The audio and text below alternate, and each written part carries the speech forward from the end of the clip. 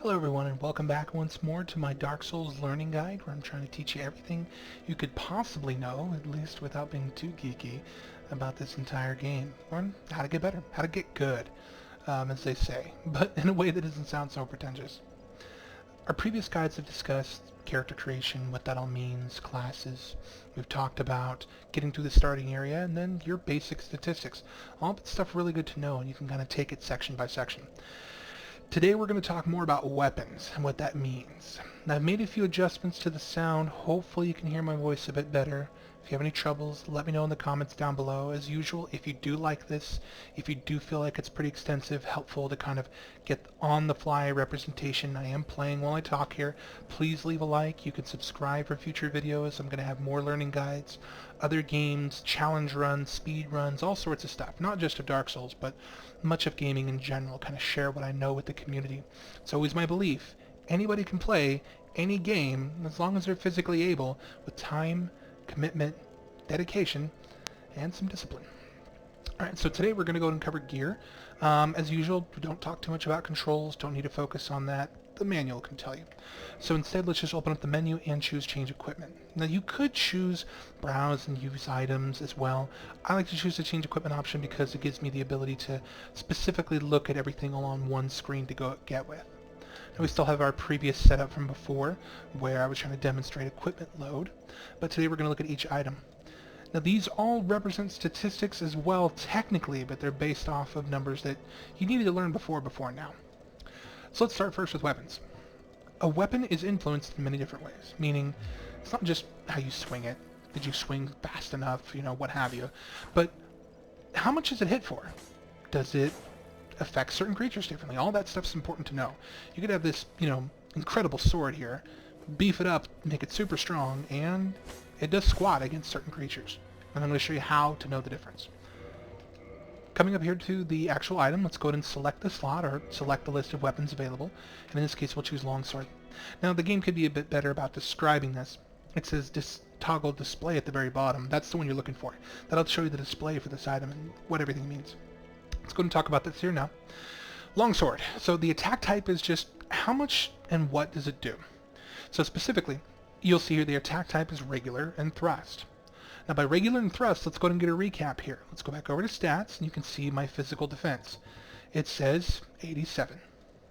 Now things are in parentheses there, but I'll talk about that a bit later, but it says 87. That's my normal damage, or my regular damage. Against thrust, it's the same as well in this case, but the number could be different. And so that's why it's important to know. Your weapon may do potentially different moves. In this case, the regular attack for me, which is R1 because I use the PlayStation 4 controller on my PC, it does just a regular slashing attack. But R2, the first version of it, stabs. That's where the thrust comes into play. Now the second version doesn't. It actually slices. If you press R2 and then R2, it would stab and then slice. So in this case, thrust, regular. Thrust, regular. So it's important to memorize what moves you have, and we'll talk about that more down the road. Going back to the weapon type, it's a straight sword. Why is that important? Well, some things may not necessarily look the same, and they kind of have stylistic differences, but it's important to know what weapon type it is. That can influence everything from, well, does it backstab? Does it allow you to, backstab better, rather. Does it allow you to have a certain weight range and what to expect? There's important to know, that way you can identify in the future. Down here we have our attack statistics, just how much you can hit for.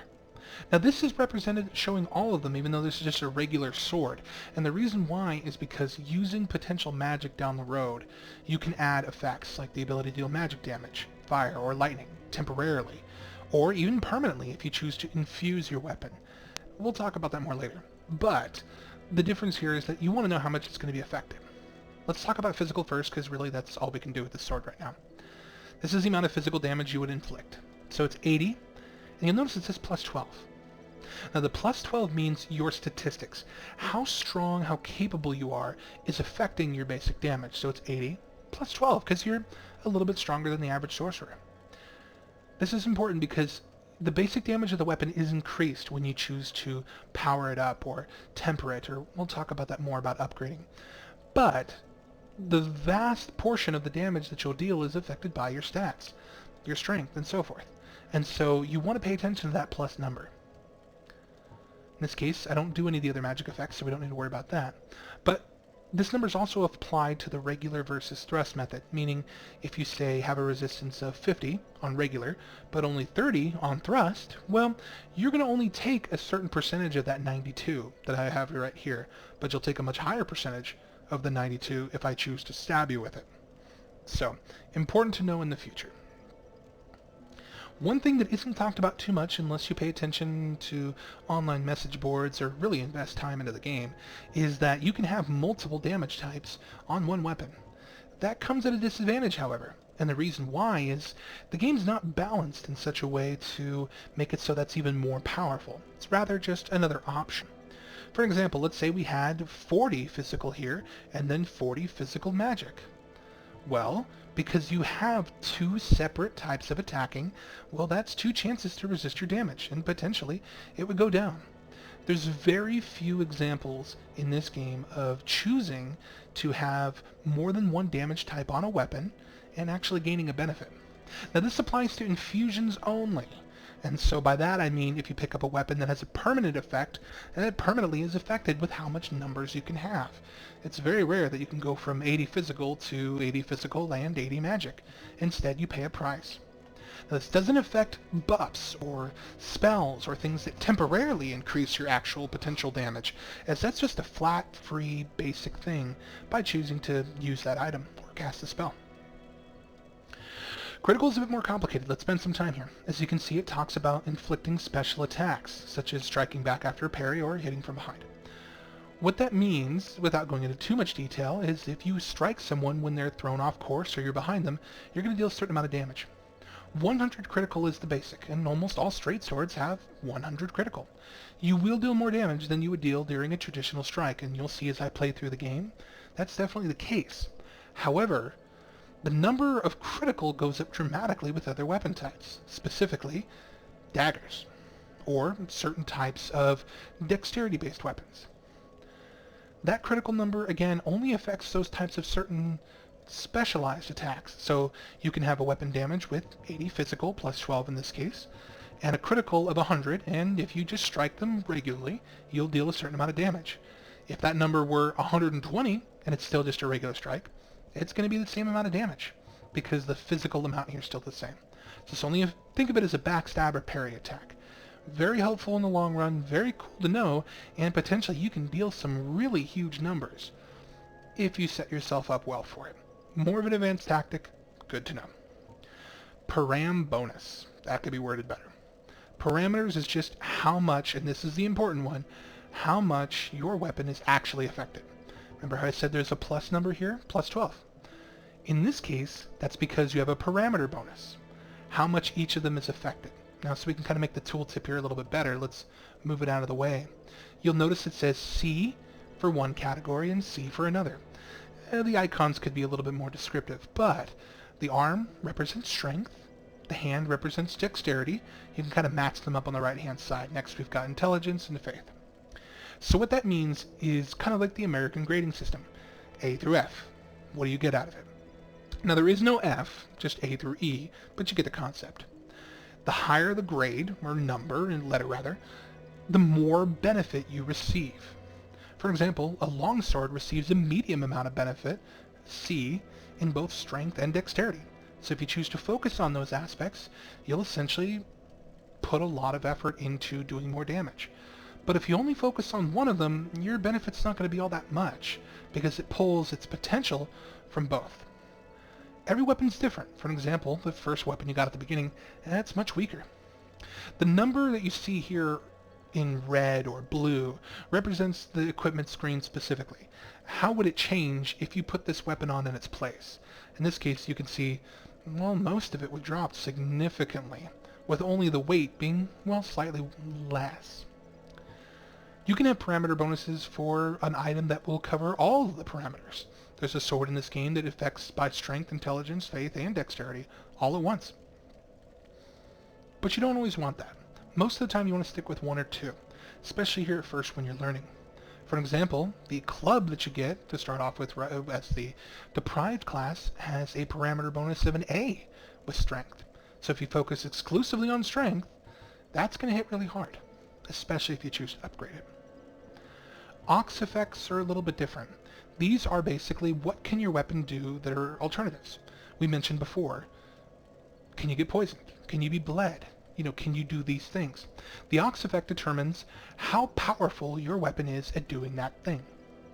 If we take a look at the Aux effect here, you'll see the icon on the bottom left-hand side is for bleeding, and then of course the purple raindrop, if you will, is for poison.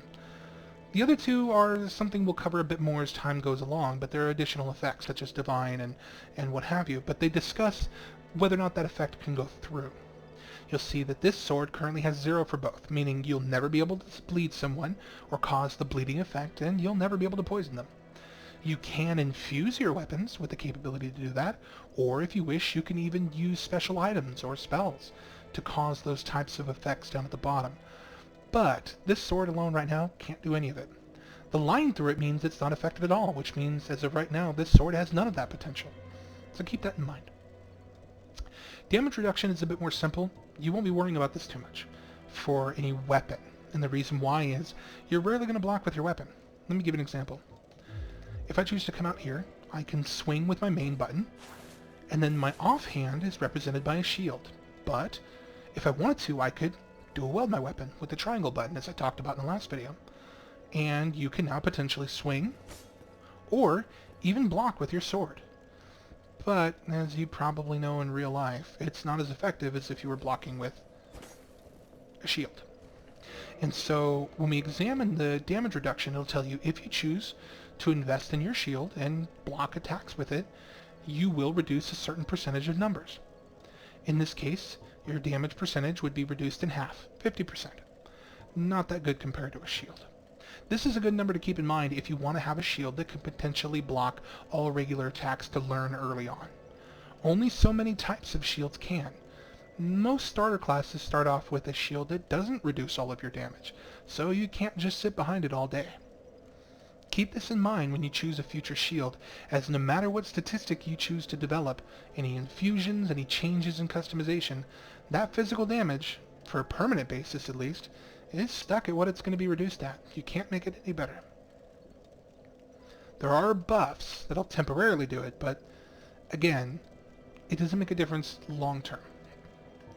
Magic, fire, lightning. All the same things you might expect from damage, but how much are you absorbing, reducing? So in this case, you would absorb 10% of a magic bolt if it were to hit you. Not very much. Much in the way of spells, shields, don't really take off that much. Fire, lightning, it's very small. Only 35% of a fireball would actually be blocked if you were to potentially block it. This is where magic is best to either avoid or focusing on shields that specialize in that spell.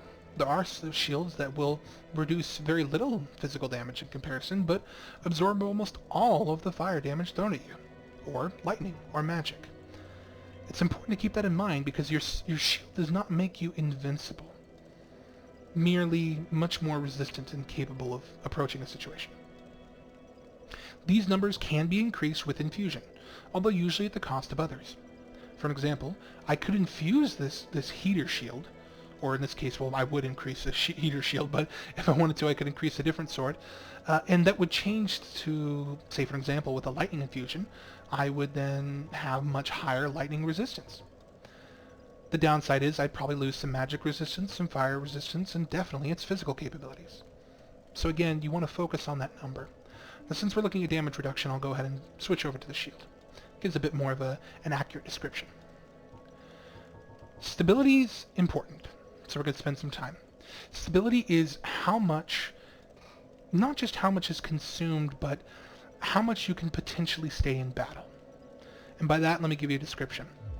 If I were to hold down my block button and take an attack, when a person strikes me, there's two things kept in mind. The first is what kind of weapon it is. A bigger weapon will usually force me to use more stamina to block it, like in the tutorial video where we showed the first boss. Smaller weapons or things that don't have that much of an impact, would take a much less amount of stamina. But, no matter what, how much your shield actually reduces for its stamina consumption, or how much it requires, is affected by the stability stat. The higher that number, the more you can effectively stay in battle without having to stop and drop your shield or effectively regenerate your stamina. This is something where bigger shields come with higher stability, but you can increase the number by just upgrading your equipment. This shield's a bit more on the medium side, so it's never going to get too great, but it'll help you pretty much encounter through the majority of the beginner content. Technically, there's no way to have it be a zero, so you will always reduce how much stamina was consumed or how much damage you potentially could have taken, no matter what, by having a higher stability number. So higher stability is always good. Required param is just simply what do you need to have to put it on. Now this affects all types of gear, so it's not just shields. In this case, I need 8 strength just to wear this thing, or it won't even work. You'll notice that with the straight sword, it's much smaller, the straight sword hilt. Pretty much anyone can wear it. And with the long sword, you need a bit more, 10 and 10. If you don't meet your requirement in dexterity, you can put the weapon on, but it'll effectively become useless. Not only does it do the very smallest amount of damage, but your moveset's affected. The weapon may bounce off your target, or you may swing like an idiot. And so it's important to keep in mind your required parameters. If you don't have the number, it will be in red, so you know you gotta improve it. As I mentioned before, the strength statistic can go ahead and allow you to equip a weapon much earlier, if you choose to two-hand it. The downside is this screen does not demonstrate to you what that number is. You'll need to either look up a guide online, or you'll need to just kind of figure it out by hand. Traditionally, it's 60%. That's more math for you, but basically, if your weapon required 24 strength to wield, you'd only need to be in the teens, middle teens, to be able to go ahead and wear it, if you two-handed. If you choose to press the button to go back down to one-handing from a two-hand position, your weapon will effectively become useless again, because you're only using one hand. It'll bounce, it won't strike properly, the moves will look weird. So keep that in mind. After required parameters is durability. How long is it going to take for it to break? The more you block, the more you get punched, the more you swing. This weapon or shield or item will go down. If the item breaks, it becomes effectively useless, and you need to have it repaired. The good news is it doesn't disappear from your inventory, nor does it disappear from your hand, although that could be bad news if you're in the middle of battle. You simply need to go and have it repaired. There's several ways to do that, and we'll talk about that more down the road. Durability is also affected when it comes to its potential effectiveness, meaning once you drop below a certain threshold, the weapon's not broken, but it potentially isn't strong enough to deal its full damage potential. And you'll notice that not only is your weapon at risk icon appear dramatically on the screen, but you also have a little button on the upper left-hand side that'll show you a weapon looking like it's breaking. At that point, unless you're desperate, you should take it off and either escape or find a way to equip a new one. Weight is, of course, as I talked about before, how much it takes to equip something, what number. So it affects your mobility, it affects your ability to walk, roll, etc. It doesn't affect your capability when it comes to blocking, however, as you could be at your maximum amount of weight and still block as if though you were weightless. Up here in the upper right hand corner, it's pretty simple. These are just the items that you could potentially assign to allow yourself to use in a pinch. This is usually with the square button if you're on a PS4, or with the X button if you're on an Xbox One. This is something we'll not go into discuss here too much right now. Of course, you have your arrows and your crossbolts for if you choose to use a ranged weapon. And then lastly, rings. I don't have any here right now, but these are all going to be a permanent benefit effect for down the road. That covers the majority of what you would need to know about anything potentially. These statistics apply to everything, so you can look at your gear, you can see the differences here, what your resistance is, etc. Obviously, because it can't strike, you won't see any damage numbers. And if you had arrows, it would show you how much damage the individual arrows do. So that essentially covers what to keep track of with the gear. The one thing I'll cover that's not specifically gear related in terms of it affects every piece of gear, but is gear related in the sense that it affects you, is you do want to keep in mind that the more you carry, the more potential you have for being a slow junkie. As I mentioned before, and by junkie I mean someone who carries a lot of junk. And as I mentioned before in the previous video, the higher that you're carrying above a certain threshold affects your mobility. Let's talk about the actual number right now. And that's 25%, 50%, 75%, and 100%. So pretty easy to figure out. On the equip load screen under status, any number that goes above 25% will cause you to go from the fastest movement possible to slightly less fast. If you can keep it below that magical number, you're really doing great. Now that number isn't a flat 25, but instead 25%. So without being too complicated about the math, if you were to have 50 equipment load, anything above 12.5, and you're effectively in medium rolling, or medium blocking, medium running. And then everything from 12.5, or above this, so 12.6, up to 25, you'd be medium. So you'd have no additional decrease or increase. It's effectively something where you can plan around the idea of, well, if you're already past the medium threshold, you can put a little bit more on if you need to for gear or weapons, and not really suffer for it. In this particular example of having an equipment load of 50, anything above that 25 would be at heavy rolling. This is where you'll see a dramatic difference. As you'll notice as I go along through the different tutorial guides, I'll wear heavier armor to demonstrate, and you'll see you roll incredibly slowly. It takes a long time to recover, and you're effectively not moving that fast. Additionally, once you hit heavy status, which is of course above 50%, you don't even regenerate stamina at the same rate you would normally. This increases once more once you get to 37.6 or above 75%, as now you move the slowest speed possible. You'll notice you're not as dexterous when moving, and you cannot effectively roll. This avoids lots of possibilities. You can't now dodge out of the way of strong attacks. You are forced to encounter them. If your equipment load is very low, this could cause major problems because you still don't have the armor to withstand the attack, but you're still forced to be slow. And in those circumstances, your best bet is either to simply discard gear, wear very little or nothing, and try to learn new approaches, or to back up, go level, create a stronger endurance level, and come back. This becomes less of a concern if you're the kind of character that likes to stand and hold lots of gear. But you'll learn how to manage it over time. If you choose to go past your equipment load entirely, not only is your ability to roll gone, but much of what you do is affected. If you block, you could be disoriented. Your poise becomes affected. Many statistics go down. You never want to have an equipment load above your maximum. If you want to play fast, advanced, and really be forced into learning as much mechanics, keep a light equipment load. But traditionally for most people, you want to stay more in the medium range. Equipment is dropped everywhere. So I'm not going to open up the side and we're going to save that for our journey, but you could potentially get it from a corpse existing on the ground or from the enemy that's up there. And as long as I don't approach him, he won't come and attack. But he could potentially drop something. So it's always important to keep in mind, gear can come from anywhere at any time. Not every piece drops from every person, but you have a wide variety of options. This effectively covers the main things you would need to know about gear, how that affects your character, what to be aware of, what to pick. Each weapon type is something we'll cover specifically down the road if we want to as we use them. But for now, that should be everything. If you have any questions, of course, like I said, leave me a comment, try to reach out, and I hope you all have a great day. Have fun.